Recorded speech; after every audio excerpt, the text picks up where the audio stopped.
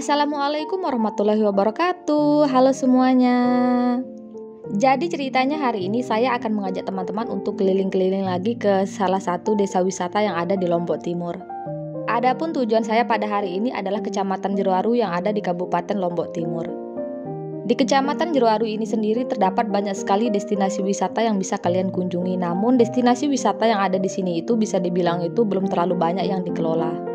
Sehingga tidak heran jika kalian berkunjung ke sini banyak sekali destinasi wisata yang belum dikelola, bahkan banyak sekali destinasi wisata ini masih gratis. Oke, langsung aja kita jalan menuju destinasi wisata yang pertama. Adapun destinasi wisata yang pertama yang akan saya kunjungi adalah Pantai Kura-Kura yang ada di Desa Ekas. Pantai Kura-Kura sendiri bisa dibilang udah sangat familiar ya di telinga para wisatawan karena Pantai Kura-Kura ini merupakan salah satu destinasi wisata yang paling sangat sering dikunjungi. Pantai Kura-Kura ini memiliki keunikan yang menjadi daya tariknya tersendiri, yang dimana di tengah lautannya ini terdapat bebatuan yang menyerupai kura-kura sehingga Pantai Kura-Kura ini dinamakan dengan Pantai Kura-Kura. Adapun untuk menikmati keindahan dari Pantai Kura-Kura ini kalian itu bisa memilih opsi yang begitu banyak ya. Yang pertama kalian bisa naik ke bukitnya, ini bukitnya ada dua ya, yang sebelah kiri dan sebelah kanan. Dari bukit yang sebelah kiri ini kalian bisa menikmati keindahan dari bebatuan yang menyerupai kura-kura tersebut. Sedangkan dari bukit yang sebelah kanan itu kalian itu bisa menikmati keindahan hamparan jagung yang ditanam oleh warga setempat.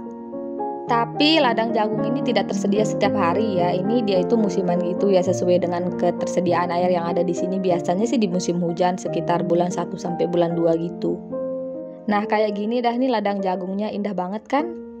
Selesai dari Pantai Kura-Kura, saya pun melanjutkan perjalanan menuju destinasi wisata yang selanjutnya. Kalau lagi hijau-hijau kayak gini tuh kayaknya seneng banget ya kita itu melakukan perjalanan ya, karena di sepanjang perjalanan itu kita bisa menikmati keindahan seperti ini coba.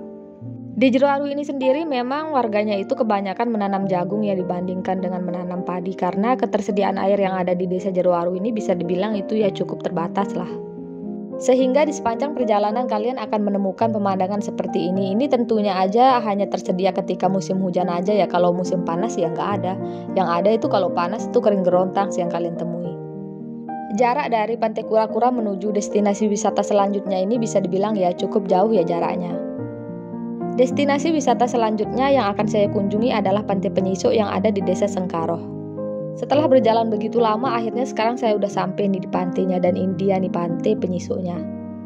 Pantai Penyisuk ini juga memiliki keunikan yang menjadi ciri khasnya tersendiri, yang dimana ada bebatuan yang menyerupai siso atau dalam bahasa Indonesianya itu siput. Untuk bisa sampai di spot penyisuknya itu, kalian itu harus berkendara sekitar 10-15 menit gitu dari pantainya ini. Jalanan yang menuju pantai ini bisa dibilang ya cukup jelek sih sebenarnya. Ada beberapa jalanan itu belum diaspal. Dan untuk bisa menikmati keindahan seperti ini kalian itu harus melewati bukit-bukit gitu. Dan ini dia nih keindahan dari Pantai Penyisuknya. Nah itu dah tuh yang dimaksud dengan siso atau siput itu, memang sih mirip-mirip sama siput gitu.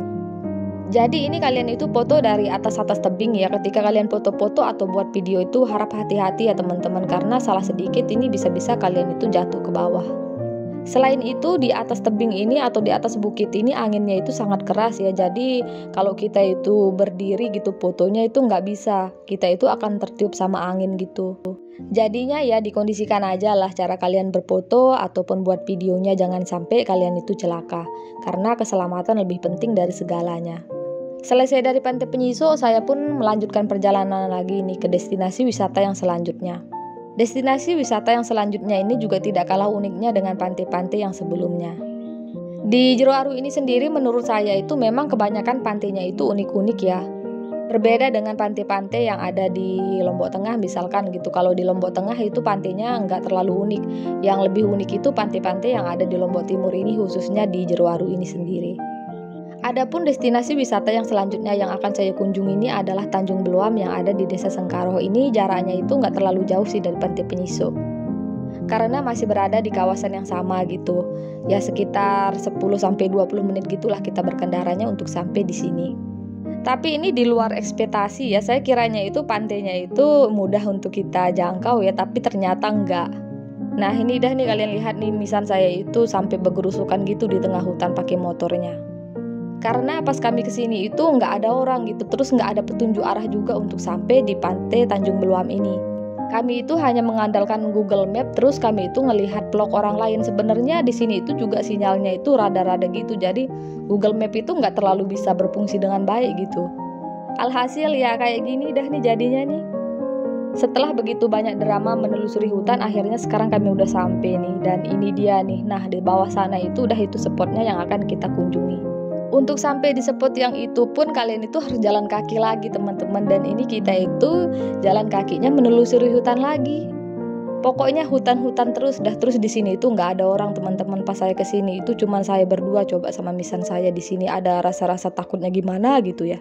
Terus baru aja sampai kita di pantainya udah disambut aja dah sama ombaknya. Wah, ini ombaknya ngeri banget coba.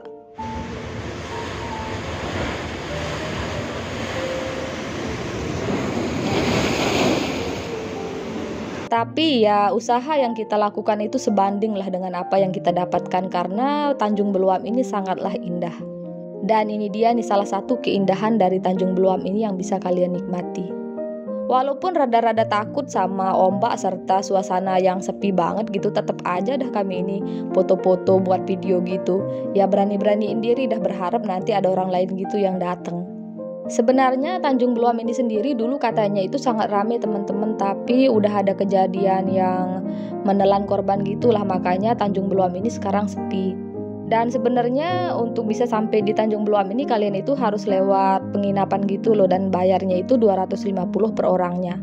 Karena kami ini nggak punya uang sebanyak itu ya, jadinya kita itu melewati hutan tadi atau jalur rahasianya gitu, biasa dilewati sama pemancing-pemancing gitu.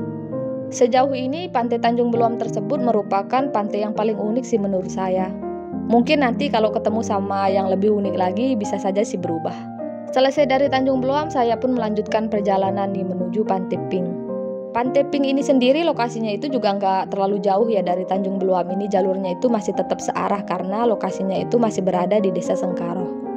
Pantai Pink ini sendiri udah nggak terlalu pink ya, nggak sepink di foto-foto yang kalian lihat ataupun video-video orang lain ya, mungkin itu diedit ya makanya dia itu terlihat pink. Sebenarnya agak pink-pink gitu sih, tapi ketika pagi hari aja, kalau udah siang ya kayak gini sih tetap putih gitu pasirnya.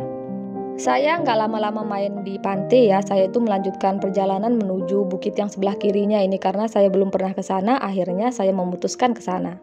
Bukit di Pantai Pink ini ada dua, yang sebelah kiri sama yang sebelah kanan, tapi yang sebelah kanannya itu saya pernah ke sana. Dan ini dia dah nih keindahan dari bukit yang sebelah kirinya, ternyata beda bukit beda juga gitu yang ditawarkan keindahannya.